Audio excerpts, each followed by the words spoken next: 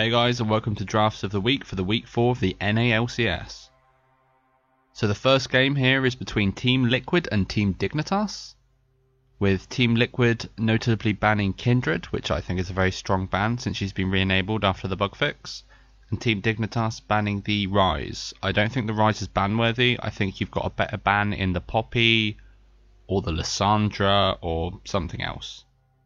So the thing I want to highlight here is the first pick Nidalee. The first pick Nidalee is a really weird option in my opinion, because Nidalee fits into a team comp and you don't really pick her to fit a team comp around. So this is kind of odd in my opinion why you'd first pick this, especially with picks like Corki gone and things like Lulu and Alistar, which are just ultimately better picks being on the table. So that's a really weird, odd thing for me. I really don't have much to say about Dignitas's pick ban. The Trundle into the Poppy is a bit of a confusing one to me, especially with Tahm Kench being on the table. I think Tahm Kench is just an ultimately better pick than the Trundle. I think Tahm Kench beats Poppy in the 1v1. He's better with the double AD carry meta because he can because you've got Alistar for the engage, you've got Lulu and Tahm Kench to protect the AD carries, and you can siege down really well. So that's a mistake. We'll go into the second game here of Cloud9 versus Renegades. I'm really disturbed by this first pick again of the Nidalee. I understand that it's in Rush's kind of his wheelhouse to play this pick, but I think that there's ultimately better things, especially with not taking a poke team around it. It's a very odd pick. I don't think in competitive you can play, like, she's meant to bully the jungle early and she's meant to farm and stuff, but I feel she doesn't really do much with this farm. She usually does kind of what Shaco or even like a Teemo does in the game, where she'll just dance around the fight, maybe burst someone a little bit. And Renegades, noticeably about their pick and ban, I don't like the Ryze priority that Renegades seem to be focusing around, especially with, like, Lulu goes all the way through this pick and ban. I think you take Poppy Lulu in the first rotation and you set yourself up for a lot of counter picks, which is better with the double AD carry meta, because your Ryze has to carry if you pick him, and I think playing around the AD carries is a better strategic option at the moment. Okay, third game, CLG versus Immortals. Here are the picks and bans. So notably, CLG take the Braum in the second rotation, which blocks out a lot of the Nidalee poke and the Lux poke. Something I think people forget about Braum, they say that, like, Braum shield only lasts 3 seconds, but that's how long it takes to clear the wave. So you basically just stick Braum in front of your tower, you let your wave clear the wave, and you do good things. I don't like the Ryze pickup in the last rotation. It's another one of CLG's weaknesses. They will never play a tank into the top lane. You've got too many carries in that team. You need to build a big front line, and they just don't do that, and they get counterpicked with the Cho'Gath. So looking at Immortal side, I really like the Cho'Gath as the counter pick into the Ryze, while also being great in this meta and a really underrated pick that Huni's pulling out from his champion pool. I really like this. It's a great counter pick. It's an absolutely amazing pick into the Siege meta, and it counters a lot of things that you wouldn't imagine. So it's a really, really good pick. Okay, next game, TSM versus Echo Fox. Here are the picks and bans. Noticeably, again, for TSM, I really like the Poppy first pick. The Poppy first pick is an absolutely amazing flex pick, because it's a 3-way flex pick. It can go top, it can go jungle, and it can go support. What I then don't like is that they completely unflex the pick and show that it's going top by picking jungle and support. You've basically just identified 3 lanes by picking 2 champions. So that's, in my opinion, really bad, because you lose all the potency of the Poppy flex pick. And noticeably again, on Echo Fox's side, they do exactly the same thing by picking Trundle and Thresh in at the same time. You completely unflex your pick. So it's like with the Trundle. So it's a really bad thing to do. If you're going to pick a flex pick pick. Okay, next game, NRG versus Tip. Here are the picks and bans. So NRG, notably, they get the Corki in the first rotation. If you want to know why Corki's in such high priority now, click the eye in the top right of the screen so you can be taken to my video about Corki. Basically, Corki is an amazing flex pick at the moment. He just rounds out a lot of comps and kind of exemplifies the current meta at the moment by being an AD carry, fast pushing towers, and being an early game champion. And they build the comp around this, and he's a great flex pick as well.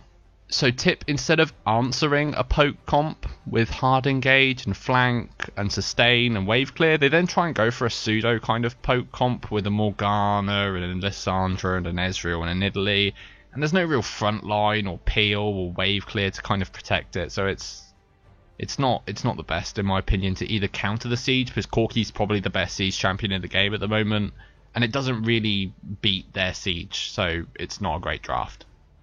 Okay, day 2, first game, Immortals versus Team Liquid. Here are the picks and bans. Notably, Immortals getting the Lulu pickup on the first rotation. The reason why Lulu's so great is she's just she's a 3-way flex pick, first off.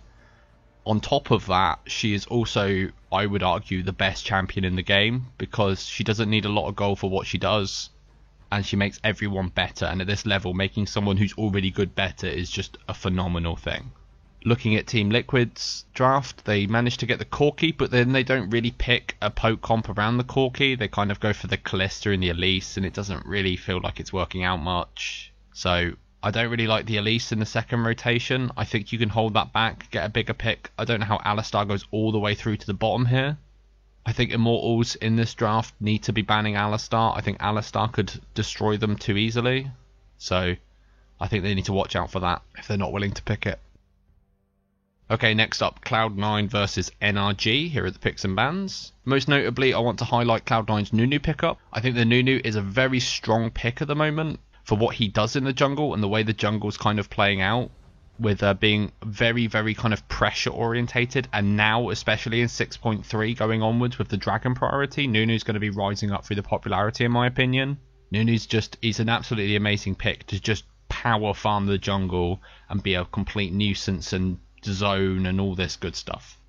And NRG, they get the Gangplank, which they should really be playing around with this comp. They then take the Zilean, which in my opinion doesn't fill enough kind of things around the Gangplank to be able to be picked up. You kind of need some help with the Zilean, and the Zilean kind of is great for speeding something up, so I don't think you really want to speed up the Gangplank, and there's no real kind of big tank to speed up, so I think going with the Gangplank is a great idea, but then they don't really pick around it well enough. I would have just gone for something safe in the mid lane, maybe like a Victor or something like a Lux to maybe make some picks for the Gangplank. But taking the Zilean, in my opinion, is a bit too risky.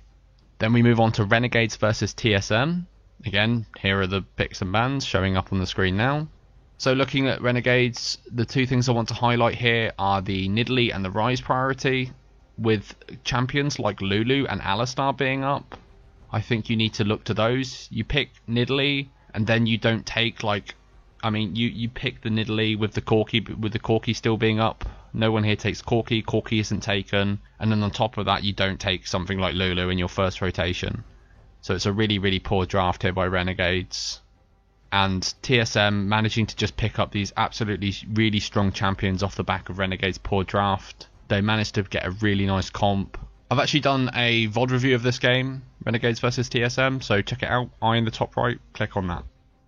Okay, second to last game, we've got TIP versus CLG. Here are the picks and bans as always. Team Impulse getting a Corki in the first rotation, which is a poor thing by CLG.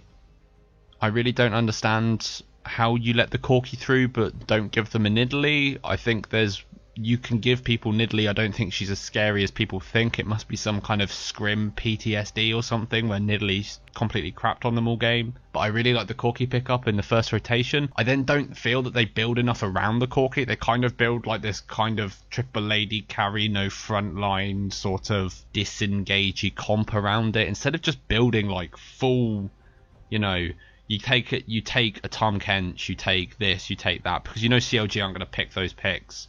You keep your AD carry safe and you siege up. That's how you win games at the moment. And they just kind of build this sort of weird comp around it with 3 ADs. I don't really like Tip's comp. And looking at CLG, they kind of do the same. Somehow Lulu gets through to the second rotation on red side. And they do the same thing. They have Rek'Sai Lulu, which is really good, which kind of can provide pseudo frontline and frontline for the team. I feel like with the way the current meta is, they're just going to be found out by better and better teams if they go into international competition with having this kind of only carry-orientated top lane, because the best teams and the best top laners can use both when they need to.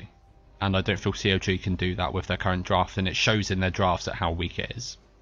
So lastly, we have Team Dignitas versus Echo Fox. The thing I want to highlight here is the fact that, I mean, this pick and ban's a mess because there's only 3 bans out of 6. So I think really the bad points here for Team Dignitas is prioritizing the Nidalee first. I think there's better priorities. I think you can even, like, I think you first pick the Lulu there. You give up something like the Nidalee, but then you can get a Poppy and a thing, which is just ultimately better top jungle or supports than Trundle is, or Bard in my opinion. I think Poppy's just a better pick.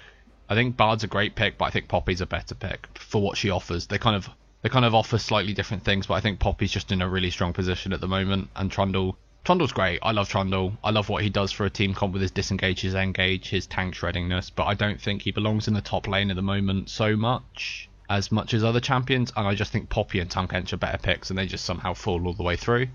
With Echo Fox, it's the same problems. It's like picking Ryze, picking Elise. It's just picking what's strong, not really knowing how they work, and not really knowing what to do with them. Like, they pick the Elise and the Ryze, but they don't have picks that synergize well with Elise and Ryze. And then they pick a Corki last, but they don't really have a comp that fits around having a Corki and wanting to siege. So I think that's their problems, really. Like, yes, they lose all their bans, but they could have picked a really nice team comp around everything that they have, and then they didn't. So that's a really bad pick ban for them. I really hope you enjoyed my look and my analysis of the Week 4 drafts from the NALCS in the spring. Please subscribe, share, comment, like, dislike, all those lovely things, and stay tuned for more league analysis in the near future. Thanks for watching.